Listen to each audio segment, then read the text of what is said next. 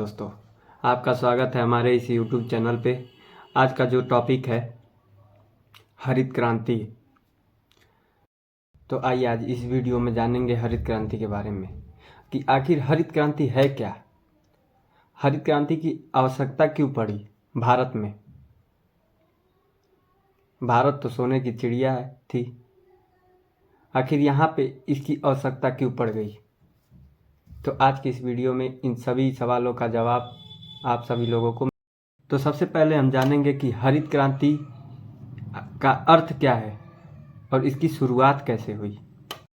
तो इसके अर्थ के बारे में जानते हैं। तो इसका अर्थ कि कृषि उत्पादों को बढ़ाने के लिए विभिन्न प्रकार की क्रांतियां चालू की गईं। उसी क्रांतियों में एक प्रकार का ये हरित क्रांति है। इसमें क्या किया गया कि हाइब्रिड हाई यील्ड वैरायटी का प्रयोग किया गया, विभिन्न रसायन उर्वरकों का प्रयोग किया गया, विभिन्न प्रकार की टेक्नोलॉजी सिंचाई टेक्नोलॉजी का प्रयोग किया गया, जिससे फसल उत्पादन को बढ़ाया जा सके। अब बात करते हैं इसकी शुरुआत कैसे हुई। इसके कारण को बताने से पहले आपको बता दें कि जो हरित क्रांति शब्द है, वो शब्द का जो अर्थ है उस शब्द में ही है। हरित का मतलब हुआ हरा, और हरा का जो मुख्य अर्थ होता है वो खेत और फसलों से लिया जाता है। तो इसका शाब्दिक अर्थ हुआ कि खेत में फसलों को बढ़ाना। अब किस प्रक्रिया द्वारा आप बढ़ा सकते हैं वो आगे। हरित क्रांति के शुरुआत का आखिर कारण क्या था। हरित क्रांति का जो शुरुआत का मुख्य कारण था वो भूखमरी था। 1960 के दशक के बाद जब भारत आज़ाद हो गया, आज़ाद के बाद वहाँ पे विभिन्न प्रकार की काल और भूखमरी जैसी स्थितियाँ पैदा होना शुरू हो गई। अब इन स्थितियों से बचने के लिए हरित क्रांति का प्रतिपादन किया गया।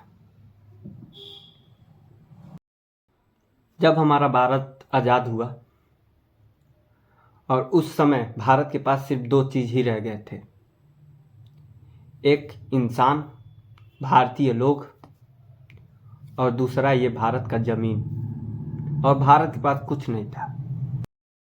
वहाँ के जो लोग थे धीरे धीरे भूखमरी के कारण मरते जा रहे थे।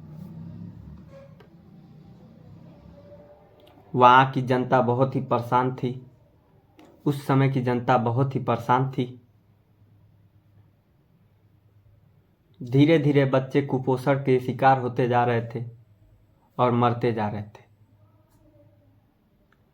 भारत उस समय बहुत ही परेशान था। इस परेशानी से बचने के लिए भारत के पास एक ही उपाय था, PL 480 कार्यक्रम का लाभ उठाना। अब आप सोच रहे होंगे PL 480 कार्यक्रम है क्या। तो मैं आपको बता दूं, PL 480 अमेरिका के राष्ट्रपति ड्वाइट डी आइजनहावर ने 1954 में PL 480 कार्यक्रम की शुरुआत की थी। फूड फॉर पीस के नाम से जाना जाता है।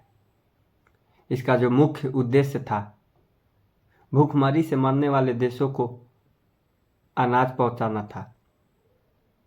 अमेरिका जिस देश में भूखमरी, जिस देश में अन्न का उत्पादन नहीं होता था, उस देश को ये भोजन और अनाज पहुंचाने का कार्य करती थी।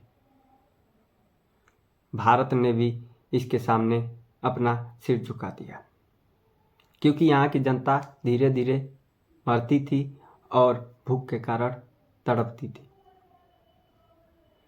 अब बात करते हैं कि भारत के पास इस योजना, इस कार्यक्रम का लाभ कैसे। अब आप जानते ही हैं कि जब कोई भी इंसान परेशान होता है तो उसके तरफ चारों तरफ से विपत्तियां आनी शुरू कर देती हैं।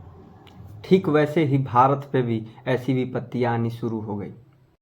भारत ने PL 480 कार्यक्रम के तहत उसने विभिन्न प्रकार की फसलों को, अमेरिका देश जो भारत के पास जो अनाज को भेजते थे, वो अनाज अमेरिका की जनता सुअरों को खिलाने के लिए उसको ग्रो करती थी और वही अनाज भारत को अमेरिका ने दे दिया। भारत उस उस अनाज को बोकर, उस अनाज को खाकर जीवित रही। इस स्थिति को देखते हुए भारत आत्मनिर्भरता से नीचे गिरता जा रहा था। आत्मनिर्भरता को बढ़ाने के लिए कहते हैं हरित क्रांति का जो शुरुआत हुआ, अमेरिका के कृषि वैज्ञानिक थे जिनका नाम था नॉर्मन बोरलॉग। उन्होंने हाई यील्ड वैरायटी का निर्माण किया जिससे हरित क्रांति की शुरुआत हुई। इस क्रांति को देखकर भारत में भी हलचल मच गया। भारत के वैज्ञानिक डॉक्टर एम.एस. स्वामीनाथन ने इस कार्यक्रम को शुरू किया। क्रांति के शुरुआत के लिए भारत ने 1967 से 1968 में पंजाब, हरियाणा और उत्तर प्रदेश राज्य में बढ़ोतरी के लिए, फसल बढ़ोतरी के लिए विभिन्न प्रकार की हाइब्रिड बीजों को और रासायनिक खादों को और साथ ही साथ विभिन्न प्रकार के सिंचाई टेक्नोलॉजियों को प्रसारित किया और धीरे धीरे इस हरित क्रांति का विकास किया।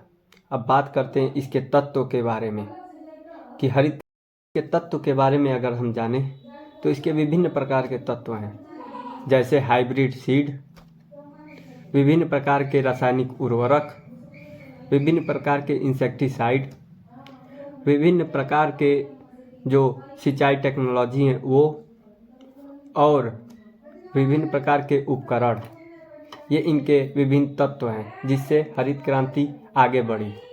बात करते हैं हरित क्रांति के प्रभाव के बारे में। तो हरित क्रांति का जो प्रभाव है वो हम दो तरीकों से समझ सकते हैं, एक सकारात्मक, एक नकारात्मक।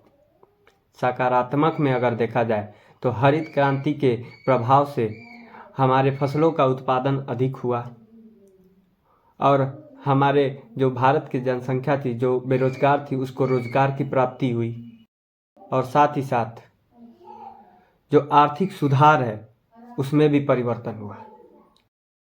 आज हमारा भारत यदि पूरे विश्व में अगर भुखमरी हुई तो हमारा भारत पूरे विश्व को लगभग 3 साल तक लगातार बिना किसी के सहायता से भारत उसको खाना खिला सकता है। अब बात करते हैं नकारात्मक प्रभाव क्या पड़ा हरित क्रांति से। तो नकारात्मक प्रभाव इसका मुख्य पड़ा जो पर्यावरण पे। मिट्टी की जो उर्वरता थी वो रासायनिक खाद डालते डालते कम हो गई। उसमें जो विभिन्न प्रकार की बैक्टीरिया थी जो हमारे फसलों को बलवान बनाती थी वो मर गई। विभिन्न प्रकार की इंडस्ट्रियां चालू हुई जिससे हमारे वातावरण के में कार्बन डाइऑक्साइड की मात्रा बढ़ गई। विभिन्न प्रकार की टेक्नोलॉजी उत्पन्न हुई और विभिन्न प्रकार के इंडस्ट्री चालू हुए जिससे जो जोत वाली, जो बोई जाने वाली भूमियां हैं उस पे इंडस्ट्री चालू हुए और जो फसल उत्पादन की जगह है वो घटती गई। तो ये आज का वीडियो इतना ही। अगर किसी प्रकार की दिक्कत हुई हो तो आप कमेंट में लिख सकते हैं और साथ ही साथ अब नेक्स्ट वीडियो में हम पंचवर्षीय योजना के बारे में समझेंगे कि आखिर पंचवर्षीय योजना है क्या। और अगर आपको वीडियो अच्छी लगी हो तो सब्सक्राइब कीजिए, लाइक कीजिए ताकि मेरी वीडियो आपके पास समय से पहुंचता रहे। धन्यवाद।